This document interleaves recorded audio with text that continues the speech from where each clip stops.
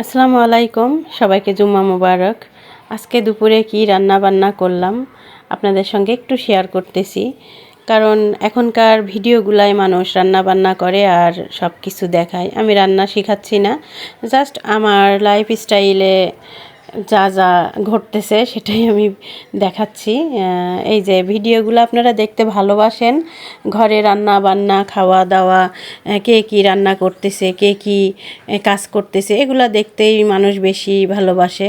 তো আমি বাঁধাকপি দিয়ে, ফুলকপি দিয়ে ফ্রাইড রাইস তৈরি করতেছি, সঙ্গে বেগুন ভাজি আর হলো মাংস হচ্ছে মুরগির মাংসটা ভুনা করতেছি।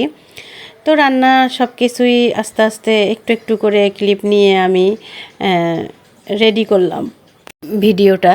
তো এই যে আমি মুরগির মাংসটা রান্না করতেছি, এই পাশে আমার মেয়ে ফ্রাইড রাইস রান্না করতেছে, আর তারপরে আমি বেগুন ভাজিটা করে নিব। এই যে বেগুন ভাজি আমি রেডি করতেছি। তো যাই হোক, এগুলো রান্না বান্না তো সবাই দেখাই, আমি জাস্ট আমি কি রান্না করতেছি শুক্রবারের দিনে। প্রত্যেক দিনই রান্না তো হয়, কিন্তু আজকে একটু অন্যরকম রান্না করতেছি, তাই আমি কিন্তু খাই না। এই যে মানে পোলার চাল টাল দিয়ে কোনো কিছু রান্না করলে আমি খেতে পারি না। আমি মাছে ভাতে বাঙালি, আমি ভাতটা খেতেই বেশি পছন্দ করি। এই যে রান্না হচ্ছে, আমার দেখেই পেট ভরে গেছে, আমি খাইতে পারবো না কিছুই। আমার যদি কয়টা ভাত দেয় কেউ, তাহলে আমি খেতে পারি এইরকম। তো আমি যেখানেই যাই আমি ভাতের পাগল, ভাতটাই পছন্দ করি বেশি। তো ছেলে মেয়েদের জন্য করে বাসায় আবার আমার ছোট দেবরের ছেলে আসছে, তাদের জন্য করে, এরা খুব এগুলা খাইতে পছন্দ করে, এই জন্য এদের জন্য রান্না করতেছি। আর আমার বাসায় প্রত্যেক শুক্রবারেই বা শুক্রবার লাগে না, আমার বাসায় এগুলা রান্না হইতেই থাকে আমাদের জন্য। আমরা ভাত রান্না করি বা ভর্তা টর্তা কিছু একটা করে খাই। তো আজকে সময় নাই করার, কি করব, কষ্ট করে একটু এটাই খেলাম, অল্প একটু খেয়েছি। আর রাতে তো পিঠা বানাবো, পিঠা খাইলেই পেট ভরে যাবে, সমস্যা নাই। তো আমার মেয়ে রেডি করতেছে, সবাই আমার ভিডিওটা দেখে লাইক কমেন্ট শেয়ার করে দিবেন। আমি প্রত্যেকবারই বলি, কিন্তু করার কিছু নাই, কেউ লাইক কমেন্ট শেয়ার করে না।